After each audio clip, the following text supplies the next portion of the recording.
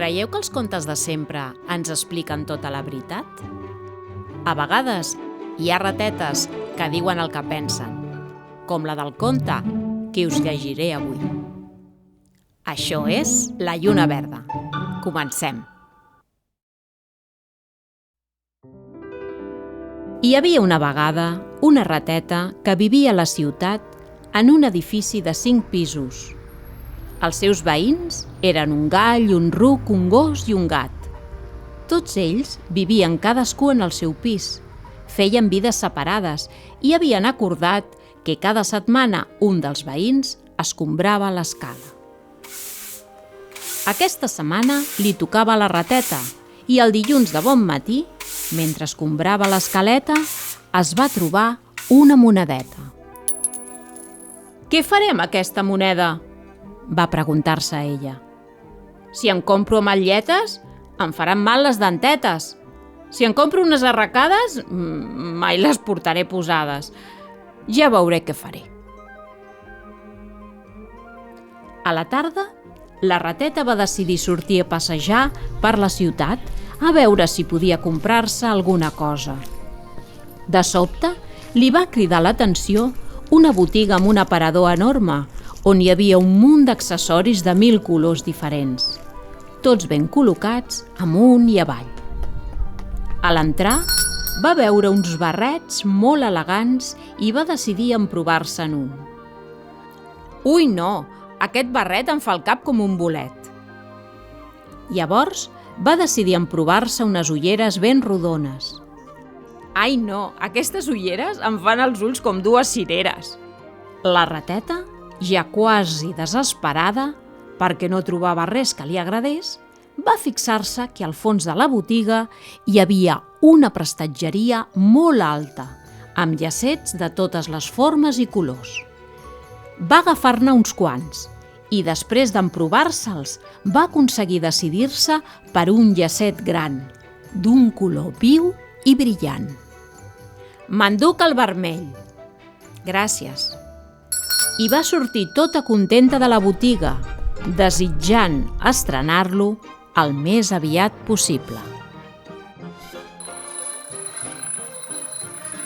A l'endemà va posar-se el llacet a la cua i va sortir a escombrar l'escaleta ben d'hora. Al cap d'una estona va començar a desfilar gent pel carrer. Algunes persones miraven el llacet, altres es fixaven en l'escombra i altres anaven tan atrafegades que ni miraven al seu voltant. Els seus veïns també van anar apareixent. Va passar el veí del primer, que era un gall ben matiner. «Rateta, rateta, avui estàs molt boniqueta amb aquest llacet tan fi». La rateta li va contestar: «Bon dia, senyor gall. Cada dia em sento bonica i això és el més important. Tampoc trobo oportú que m'ho hagi de dir ningú». El gall va fer i se'n va tornar a dormir. I va arribar el veí del segon, un ruc que tocava el saxofon. «Rateta, rateta, avui estàs molt boniqueta. Però si estàs escombrant, on vas amb aquest llaç?» La rateta li va contestar: «Bon dia, senyor ruc. Cada dia em sento bonica i això és el més important. Tots els moments són bons per vestir-se com una vol». El ruc va bramar i va marxar a assajar. Més tard es va presentar el veí del tercer, que era un gos molt juganer. «Rateta, rateta, avui estàs molt boniqueta. Però aquest llaç l'hauries de dur al cap i d'un color més rosat». La rateta li va contestar: «Bon dia, senyor gos. Cada dia em sento bonica i això és el més important. A mi m'agrada lluir-lo a la cua i d'aquest color tan llampant». El gos va bordar i va marxar a jugar. Per últim, es va plantar el veí del quart, que era un gat molt estirat. Rateta, rateta, avui estàs molt boniqueta. Voldries casar-te amb mi? Jo, que sóc tan bon veí?